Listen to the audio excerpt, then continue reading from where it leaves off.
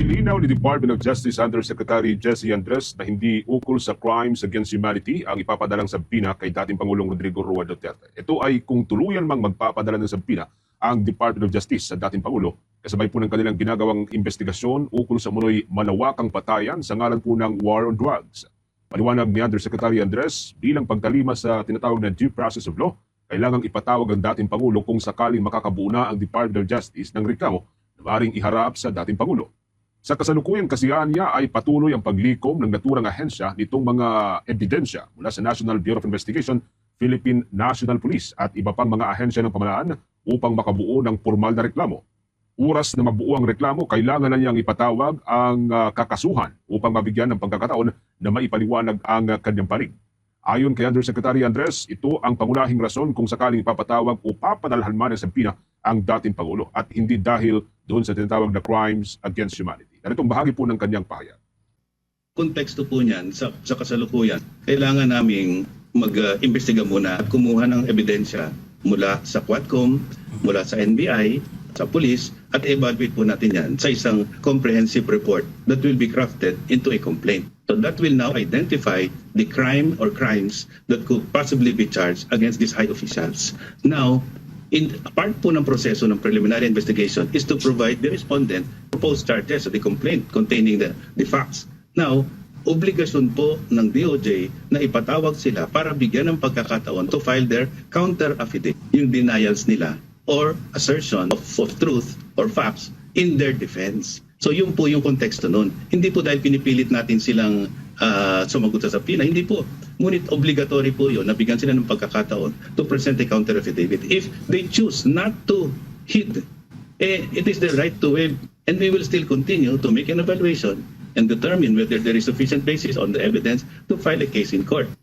Una ho rito ay nirekomenda ng Quad Committee ng Kamara de Representantes ang pagsasampa ng kaso laban kay dating Pangulong Rodrigo Duterte at sa ilang kaalyado. Kasunod po yan ng 13 na unang mga pagdinig ng naturang komite. Ang pangunahing kaso na maaari pong iharap sa dating Pangulo ayon sa Quad Committee ay ang crimes against humanity at genocide. Batay na rin umano sa mga lumabas na ebidensya sa mga serye ng pagdinig na isinagawa nito. Sa lahat ng ingay nito, nasaan po yung nagsasabi na sila yung tunay na oposisyon?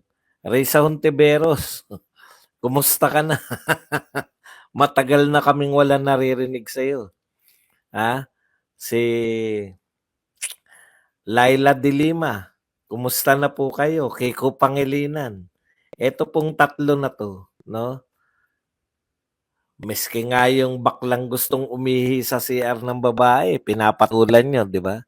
Bakit dehin bokiki po kayo ngayon sa lahat ng issue ngayon? Magkano po ay bura. Ang tanong ko sa iyo, Ontiveros, ha?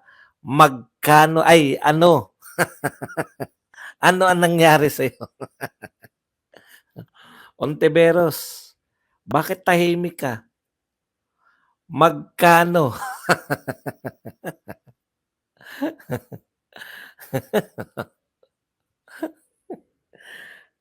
Bura.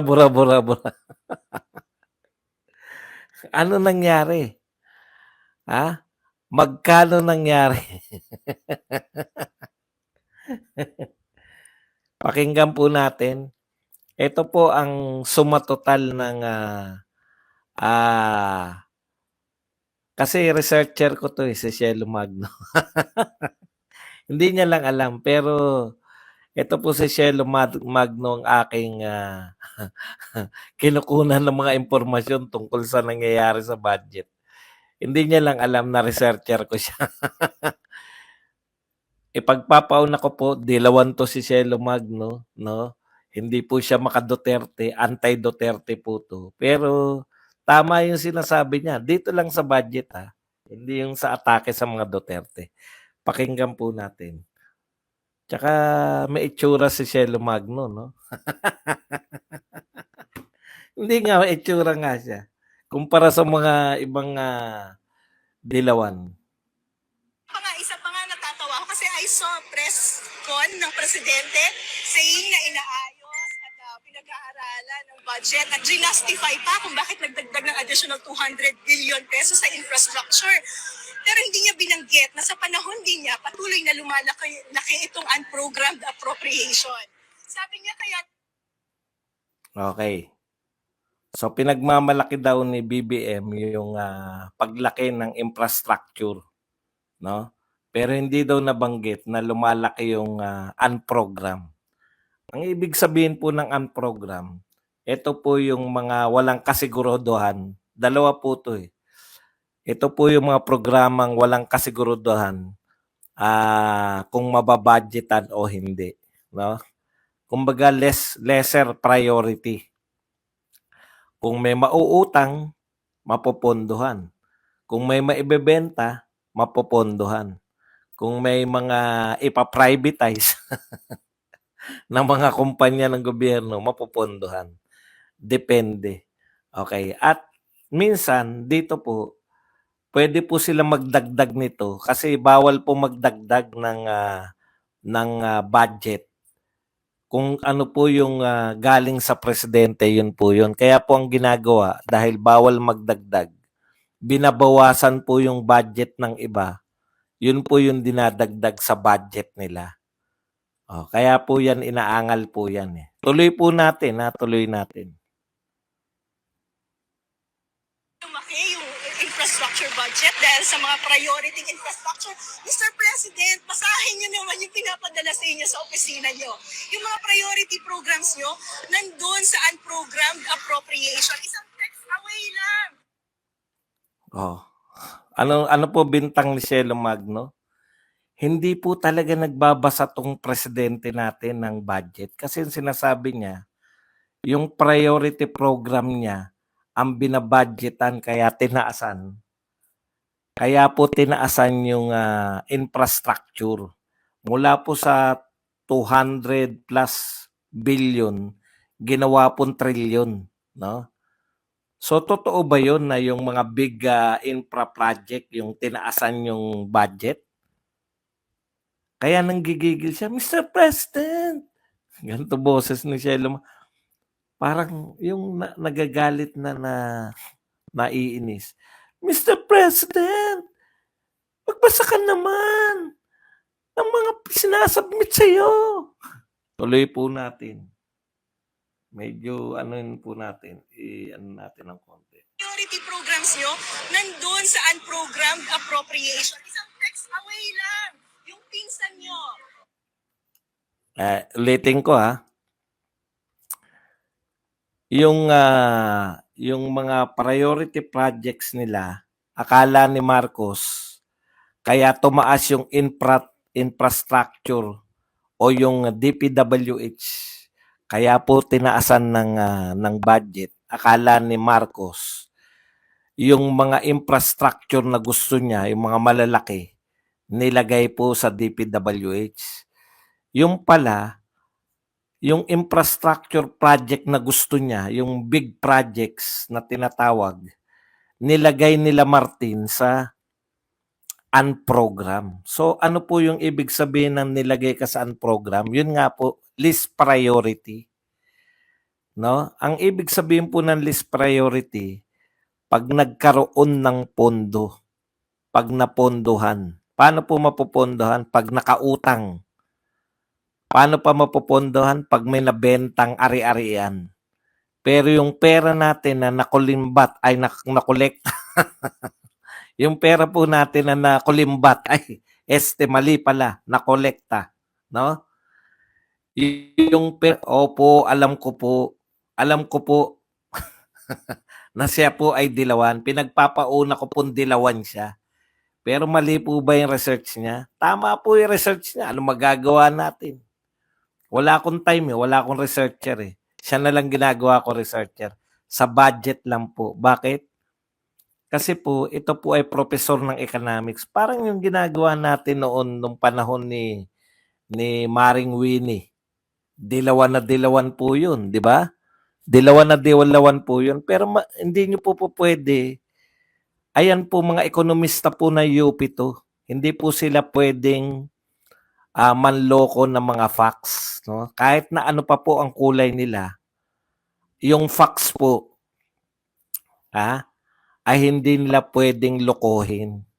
Kasi mga propesor sila ng UP. Yun po yung pagkakaiba. Okay? So maganda silang gawing researcher. Di po ako naniniwala sa politika nila. No? Okay. Okay. Ano natin? Tuloy natin. Yung sinasabi ni Shelo, cutie-cutie Magno. Talaga namang cute ito si Magno Kayo naman. Budget dahil sa mga priority infrastructure. Mr. President, basahin niyo naman yung pinapadala sa inyo sa opisina niyo. Yung mga priority programs niyo, nandun sa unprogrammed appropriation. Isang text away lang yung pinsan niyo to tell him na dapat pinaprioritize yung big infra projects. But for the past 3 years, mula 2023, palaki ng palaki ang programmed appropriation ng gobyerno. Saan ang prioritization doon? Okay. Buhat po ng umupo si Pangulong Marcos, lumalaki po ng lumalaki yung unprogram. Ano po ibig sabihin yan? Lumalaki po yung mga proyekto na nilalagay na mapupondohan lang po kung makakautang,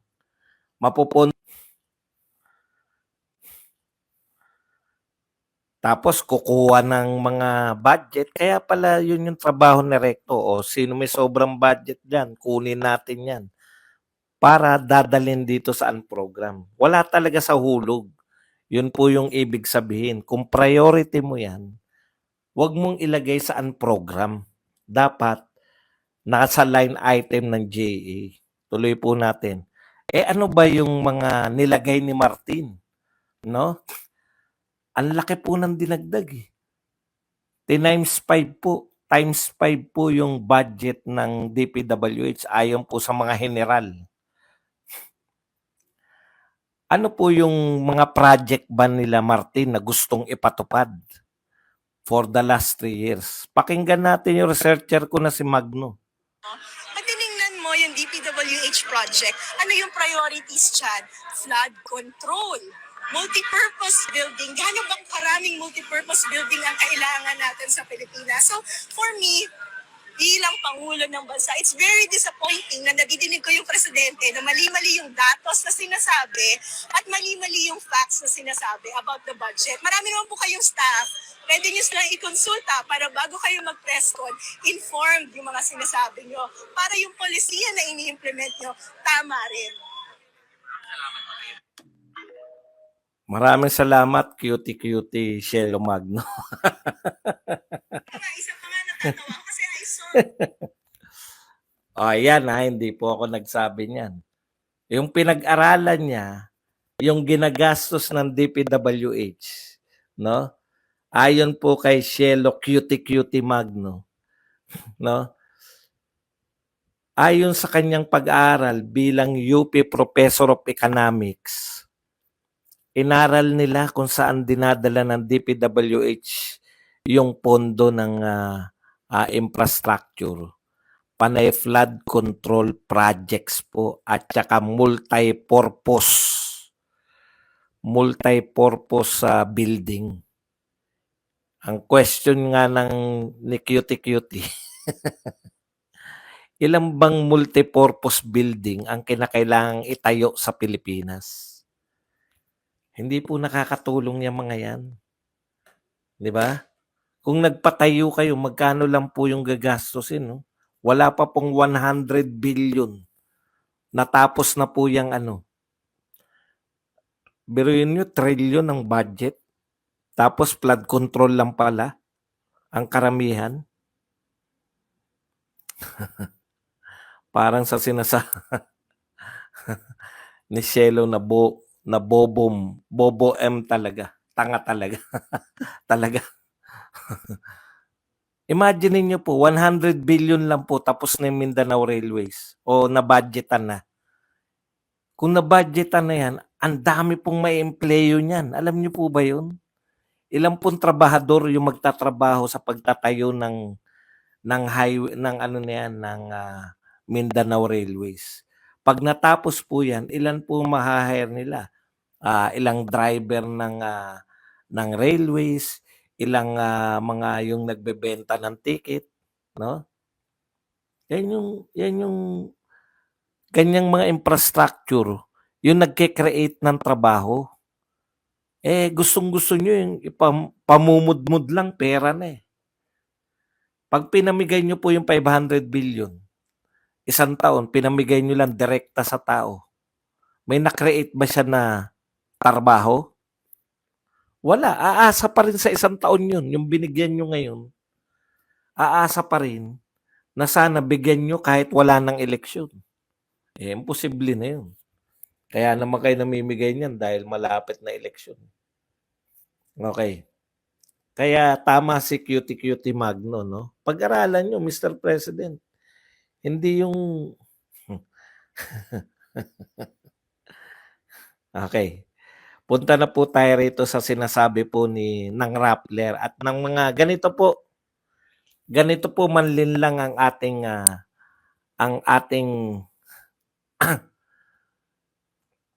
anong tawag diyan? Ang ating mga media tungkol po sa survey, no? Pag titignan niyo po yung mga pamagat ng media natin sa lumabas na Pulse Asia survey, trust and approval rating. Pakinggan niyo po yung media. Ito, Rappler. Vice President Sara Duterte continues to lose ground even in her bailiwicks. Yun po yung pamagat. Sara Duterte continue to lose ground kahit po sa Mindanao. Bumababa po. Pucha, kung yan lang po yung titignan nyo, hindi kayo titingin sa numero. Kulelat na yata si BP Sara. Di ba? Pero hindi po yan yung sinasabi ng numero. Despite ng lahat ng paninira nila ngayon, binugbog po nila yung mga Duterte. Bugbog po yung Duterte mula sa Quadcom hanggang sa 2 committee. Bugbog po yung mga Duterte mula po sa Mary Grace Piatos, walang katapusang 125 in 11 days, no? Mga bintang na yan nga, yung pinaka-latest, yung mga Mary Grace Piatos na libu-libong Mary Grace Piatos ang walang birth certificate. Despite niyan, si BP Sara, kung titignan mo yung numero, mataas pa rin sa survey. Baliktad sa gusto nilang palabasin. Sa pamagat ng kanilang mga kung magbabasa lang ng pamagat, Sara Duterte, biggest loser in November, Pulse Asia survey. Sara Duterte Romualdez, biggest losers in November, Pulse Asia. Parang, kulelat na. Pero ito po ang numero Trust rating.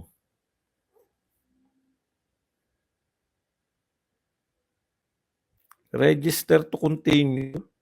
Ano kayo? Ito Rappler na to. Approval rating po, President Marcos. Ilan po ang approval rating?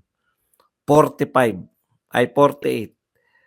Vice President Sara Duterte, 50. Senate President, 53. House Speaker, 25. Kalahati lang. Bigay ng ayuda, Martin, kalahati lang ang approval rating mo kay Sara Duterte. Mataas pa po ang approval rating ni Sara Duterte kay Marcos. O imaginein po nyo yun. Paano mangyayari? Nasasabihin nyo na biggest loser. Biggest loser pala tawag doon. Actually, wala naman silbi yan si Waiter Escudero. Siya lang ang nakaungos Alam niyo po yun kung bakit mataas? Hindi naman iniintindi. Okay naman to. Maganda naman ang patakbo niya sa asawa niyang si Chart.